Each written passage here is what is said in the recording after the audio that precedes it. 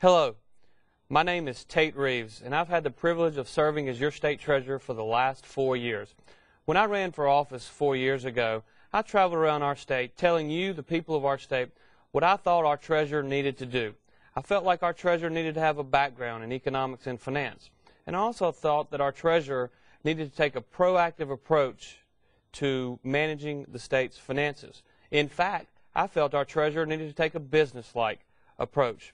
And what I hope to do over the next few minutes is tell you some of the successes that we've had. First, again, I'm Tate Reeves, and I grew up in Florence, Mississippi, a graduate of Florence High School. I then went to Millsaps College, where I graduated with a Bachelor of Science degree in economics. I often tell people as I travel around the state that I went to Millsaps to play basketball, and then I lucked into a great education. And that is, in fact, the exact truth.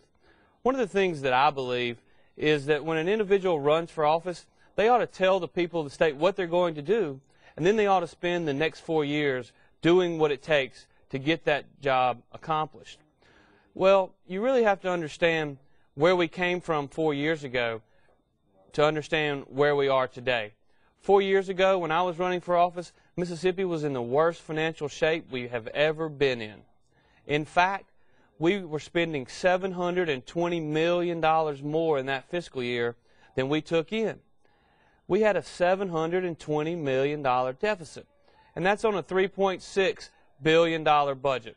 So you can tell that 4 years ago we had huge financial problems in our state, and that's why it was important that we elect a treasurer that had a background in economics, a background in finance, that could bring business principles to government.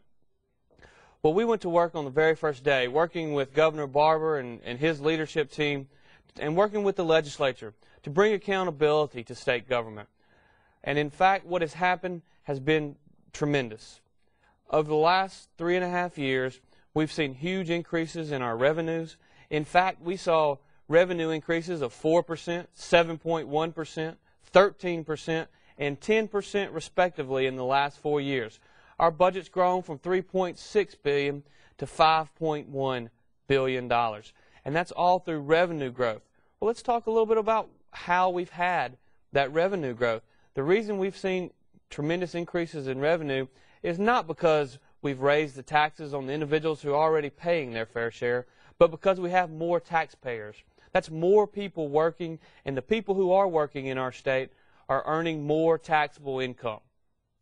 We have seen job creation efforts led by Governor Barber that has brought 40,000 new jobs to our state and thus 40,000 new taxpayers.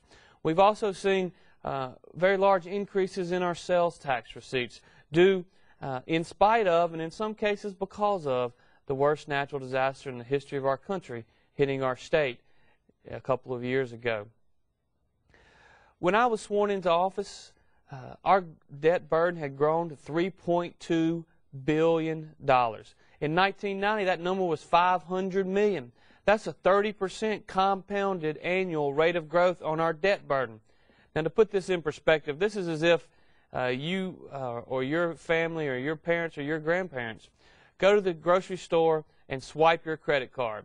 The state legislature in the early 2000s went to the grocery store and they swiped credit card after credit card after credit card, borrowing money. And in fact, they were mortgaging our children's future. And we knew that we had to get control of that. We could not continue to grow at a 30% growth rate. The reason we could not continue to grow at that rate is because the reality is, at some point, we've got to pay our creditors. Many of my friends in the legislature often will tell you that they want to fund education first, or they want to fund this first, or they want to fund that first in our state budget. The reality is, as you know, we have to pay our creditors first, the people we borrow from.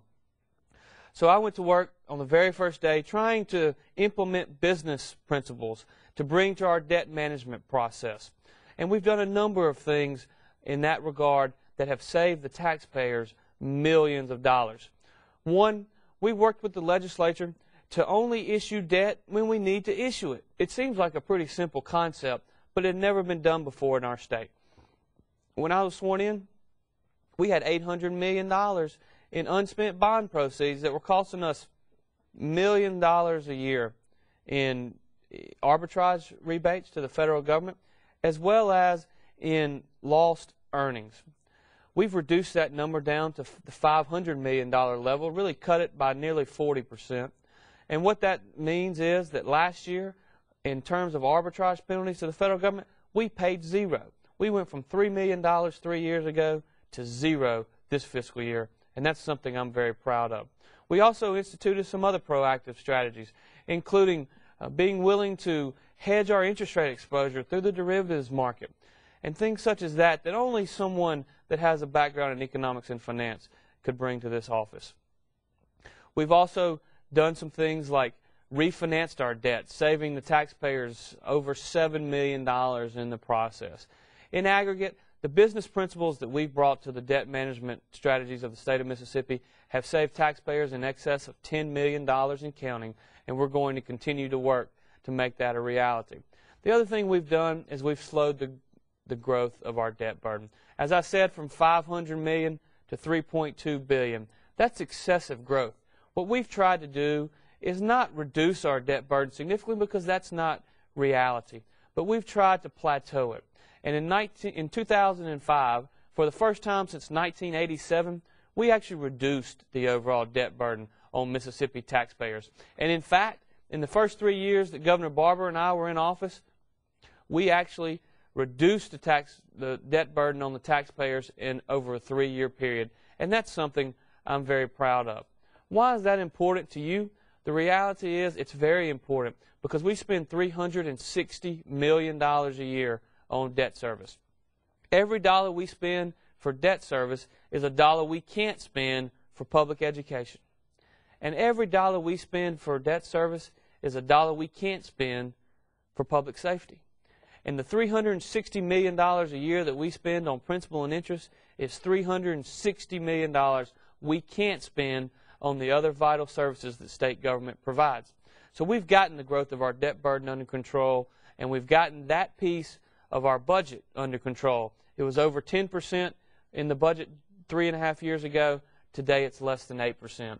And what that has done is it's freed up money in our budget to dig us out of our budget hole. It's also freed up money in our budget so that we can fully fund the MAEP program, so that the legislature can fully fund other services in state government. We've also gotten control of spending in other areas within the state budget. As I mentioned to you earlier, our revenues have been growing at huge rates because of job creation efforts over the last 3 years. While at the same time, we've gotten control of government spending. Over a 2-year period, we increased government spending by 1% and 1.8%, while revenues were up 13 and 10%. That is impressive, and it's something that we had to do. What does that mean? We've gone from a $720 million budget shortfall to what is going to be $260 million put into our rainy day funds at the end of this fiscal year. That's a nearly $1 billion turnaround in the financial situation of the state of Mississippi over the last 3.5 years. I'm going to conclude today by telling you that I have thoroughly enjoyed serving the last 3.5 years as your state treasurer, and that's why I am running for re-election. But I can't win re-election without your help. So today, let me ask you for your vote, your support, and your prayers as we travel around the state over the next several weeks, trying to become the first Republican treasurer ever re-elected to the office. Thank you, God bless you, and may God bless Mississippi.